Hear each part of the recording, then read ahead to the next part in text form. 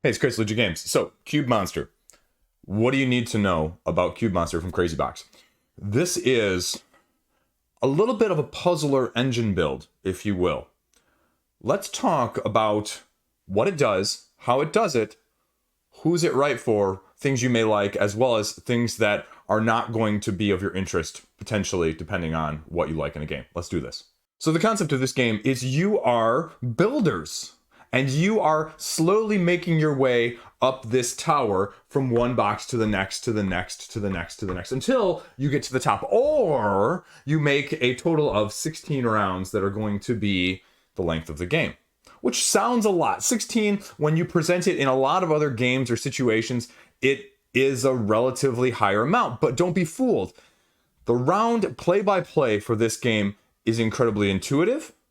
It's going to leave you thinking, but it's also rather quick. And that's a unique combination that we don't always see in these games. And so that's right there off the bat, something that you need to be aware of on whether or not those criteria fit to your interests. The basic concept is that you're going to be taking your player board with the 5 different areas, as well as the free cube area where you're storing the cubes you have not yet used, taking the cubes that are going to be able to be drafted, and then managing them on this board on each successive turn.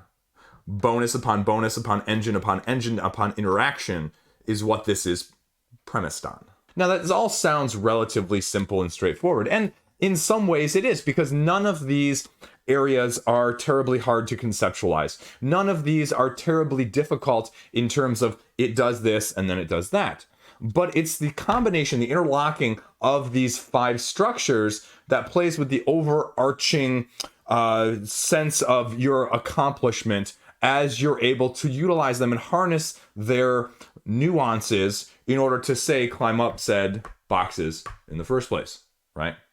So what are you doing in this game actually in the first place? The concept is relatively simple. You're grabbing cubes from the bag. You're then designating them onto the main area of the Cube Monster board. And this board is going to be both a uniqueness of this game, but it's also going to be potentially a turn off in how it can be potentially used or abused depending on your style or preference of interaction on these games, with a little bit of take that, which is a little indirect, but I'll talk about that in a second. And so what you do is you take a number of cubes equal to the number of players plus 2. So in this case, I have 5 cubes in a 3-player game. I place them into this area. Now you'll see that some of these cubes are already filled in, and this is the player interaction board where events happen. Disasters occur with this disaster deck. And so these disaster decks are drawn in event that a row or a column or a tic-tac-toe, 4 in a row in this case, occurs. So what's going to happen then is you have these 5 cubes that are there.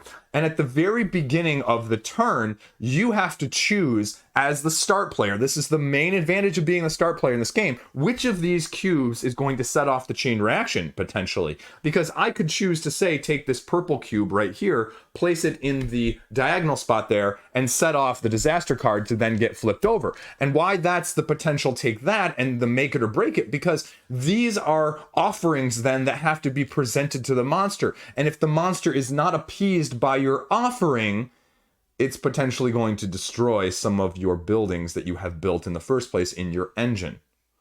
And that's going to be divisive, because when you have a engine build, when you have a long-term strategy built around, figuratively and literally speaking in this case, what you're doing, to have it wrecked by not having enough freestanding, not utilized cubes already in your play area, that can be a big turnoff. And so that's probably the number one point that I would say is, if that doesn't sound like something that you want to optimize for or prepare for in case of disaster, literally in this case, then this game might be one for you to reconsider. But if you like this, so if you look at this card, for example, the monster takes from each affected player as many cubes as the mountain step that they're currently on. So it has a little bit of a balancing effect. However, if you can't, you have to give free cubes, and then you have to destroy your structures in full if you cannot pay that. And now it's a little bit unique as well with that, because if you have, say, in the style of 4 free cubes here, 2 yellows and 2 like oranges,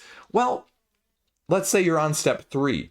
The problem with this then is that unless I have one of the special buildings built, This is only going to qualify for 2 because the tricky part with sacrifices or offerings is that you can only give cubes of a different color. So right now I only have 2 cubes of a different color, so I can only appease 2 of the 3 if I'm on step 3 on said mountain in the first place. Then I'm going to have to destroy one of my buildings in full, anywhere from 2 to 5 cubes, in order to appease the 1 extra cube that I'm missing.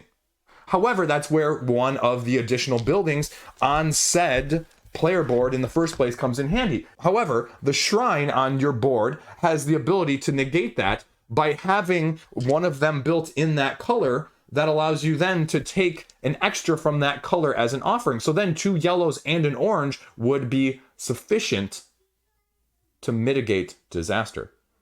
Now, why would you want to mitigate disaster, right? Especially if you have a low amount of buildings. Well, not only does mitigating disaster behoove you in terms of not wrecking your engine, it also allows you, as one of the 3 different ways in this game, to draw the very, very, very beneficial, the most probably beneficial in the game, the reward cards. And we'll talk about those in a second. But that is one way that the beginning of the turns start out. But you can see now why that might be divisive, because if you are looking for a heavier amount of interaction, or you're looking around the table at other people's player boards and seeing what they have available and what they don't have available, and you plan for something to spring that on them, you can potentially place this cube in a very detrimental way, whereas in a lot of games, the detriment is potentially for everyone all the same, or this it's not. And so by doing so, if you are one of those people who's trying to avoid it as much as possible with these cube placements, trying not to get 4 in a row here, well, that's great, but someone else might be doing the opposite. And so you have to have a little bit of a head on a swivel to kind of be looking around, a lot like screen watching in video games, right? To, okay. So you're going to have to potentially be aware of that aspect of things.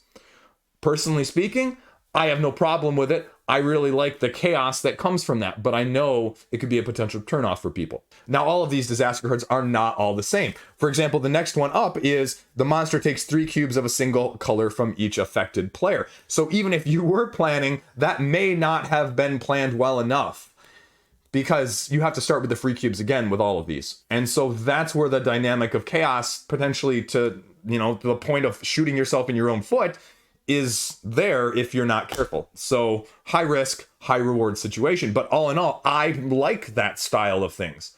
I like a good amount of, wow, that one didn't work out for me. Dice rolling, the luck, the mitigation, and the chaos that goes along with that, personally speaking. Now, let's go back to the player board for a second here, because you have to realize what interactions are going to be present, because each of them is going to give you a slightly different effect.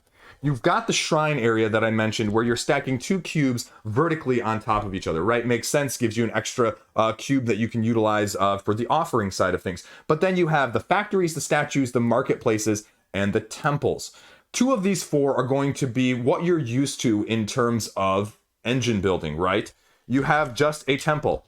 You have just a factory where you're putting 1 cube on top of 2 cubes, a la Tetris style. I'll do it sideways here as well so you can see what it looks like that way, but that's what it looks like. And so then anytime you're drawing a cube from this bag and it matches that color, guess what? You get an extra one of that color.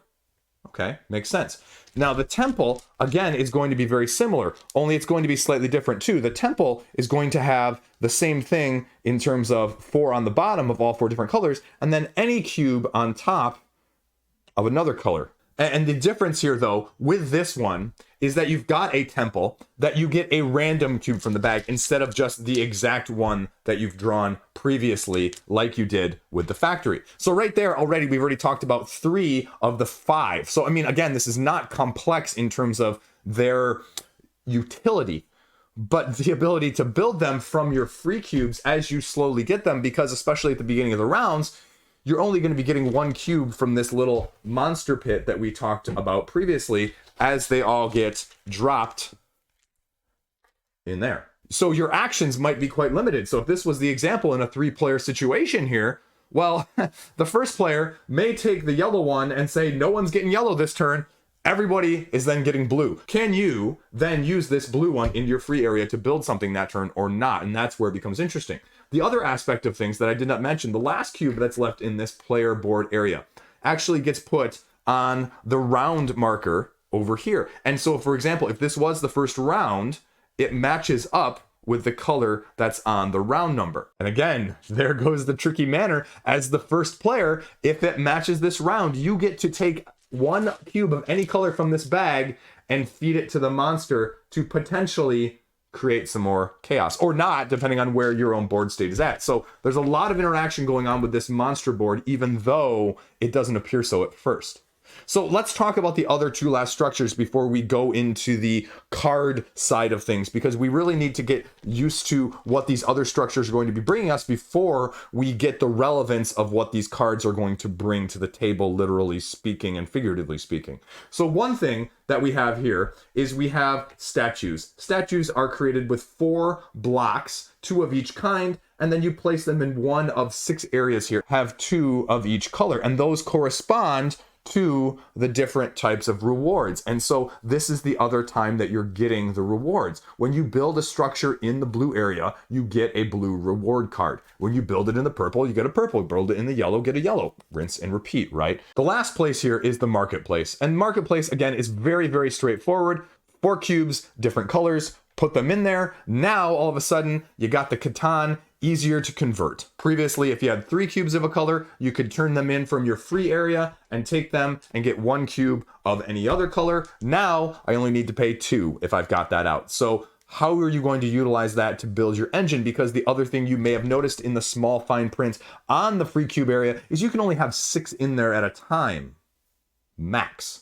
And so it's going to really limit your choices. This is not a ticket to ride situation where hold as many cards as you can and then play as many routes back to back to back to back to back as possible. That's not going to be the situation here, which is a little bit tight at times, but it prevents a little bit of a runaway leader problem as well too. The last important element on this board is you'll notice that the statues here, you can only have a max of 4 statues. And that's because when you do an offering to the monster board, that's also going to get you those additional reward cards as well. So those are the 3 ways that you can get it that I've mentioned. Well, 2 of the 3. Build it when you give an offering in it, as well as when you climb up those steps that I previously mentioned. Now, let's go over those steps and let's talk about the little bit of the reward cards that go along with this so you can get a glimpse of where the engine can really be fine-tuned. So here you can see on the setup, we have a player on level 2 and a player on level 3. The 3 levels of reward cards as well. The cube rewards, relatively straightforward. Flip them over, get more red cubes. Get more red cubes. Choose any cube you want from the bag. Get more yellow cubes. So, I mean, relatively straightforward. 2 random cubes from the bag. It tells you when you can use it. Use them immediately. So, very straightforward in terms of what you're getting there. Then next up, we have the upgrade cards, the purple ones, if you will. These are slightly different. These are going to affect your factories, your buildings on your player board, individually speaking, in unique ways. So for example, we have the factory upgrade. Take an additional cube when activating your yellow factories.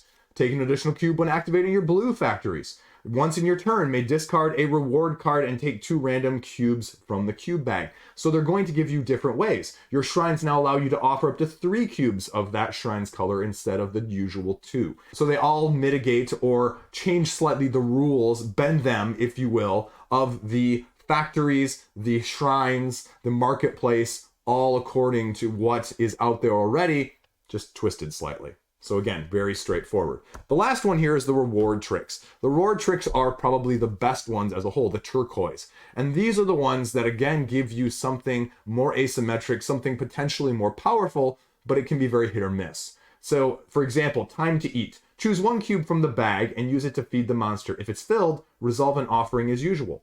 Or fusion, tear down 2 of your shrines and build a statue, taking the corresponding reward card. This can cause you to have a 5th or 6th statue. As I just mentioned, you can only typically have 4. Or cards refresh. Discard all your unused reward cards. Take new cards according to the cards you've discarded. And then freebie.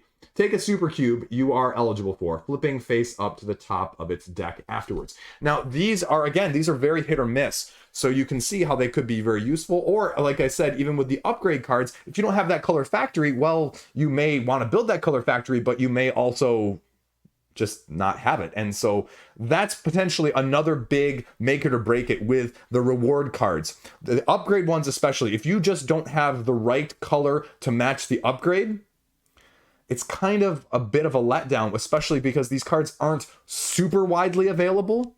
And so when you get them, you really need them to do something. Otherwise, you can have trouble keeping up with the Joneses in some ways in this game. Similar with the trick cards as well. Some of them, just depending on your situation, may be slightly better or slightly worse for you. They are not all always as applicable. And so if you do not like that randomness or the potential swinginess of that, that could be potentially another issue that you could have with this game that I have seen in our playthroughs. The other aspect of things is this is not necessarily a small deck, right? And these are not all unique. So it's completely possible within one game to get 2, let alone even perhaps 3 of the same card that do the same thing. And that's also a bit of a letdown, like I mentioned, if you're only getting so many of these potentially in a game. Now, I mentioned the super cubes here, and we'll scroll this up so you can see at the bottom of this board, we have what are known as the super cubes. So this goes into the race aspect of things. If you're racing up these steps, you have to pay a requirement to get to the next step. So when you're going, say, for example, from 1 to 2, you pay a blue, you pay a purple, then you get a free yellow reward card. You get the unlocked abilities of being able to build both the marketplace and the shrine now, and then you can take from the super cubes. And the super cubes you see are laid down at the bottom here, arranging from easiest to hardest. And the tricky part is, and when that reward card said previously that you could take a super cube that you are eligible for, you have to meet the eligibility requirements on these cards. So you have to have this blue temple in this configuration. You have to have a purple shrine built with 2 purples and 2 of something else. Same thing here with the yellow, and then yellow shrine, yellow factory. And so you're going to be doing that and doing it accordingly. And then you get just the freebie cubes down here. And these are the super cubes, which are tiebreakers at the end of the game, or you can cash them in and just flip over the card in order to cash in and get a cube of your choice during your turn.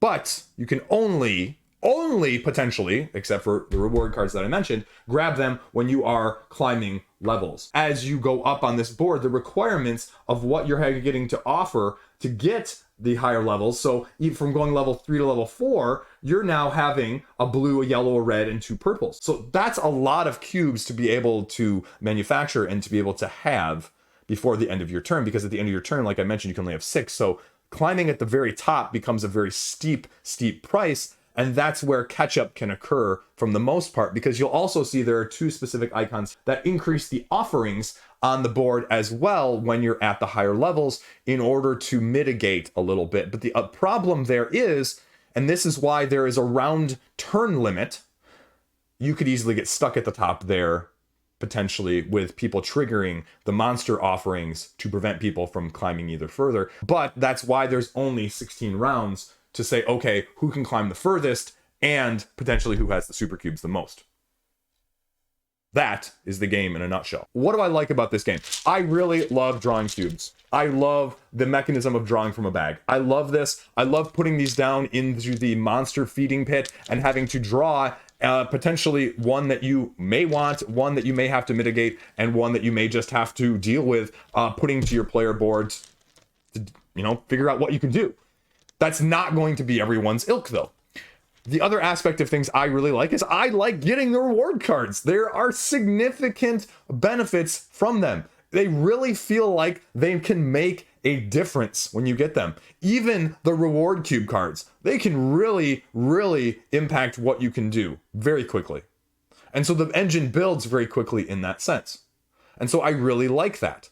The super cubes as well, it's an additional puzzle element of things when you've got them down here at the bottom of the board and trying to figure out which one you can utilize. And they're all slightly different. And so that gives something else. And personally speaking, again, I like the monster board. I like being able to be the one who figures out whether or not I'm going to trigger it or activate it, to see what chaos I can cause, to see if I can mitigate it when other people can't, to have some take that in my engine building. I don't mind that. I don't mind that aspect, say, of Res Arcana. But some people do not like that. And so again, going back to the beginning, what are some things that people aren't going to like? It's that monster board.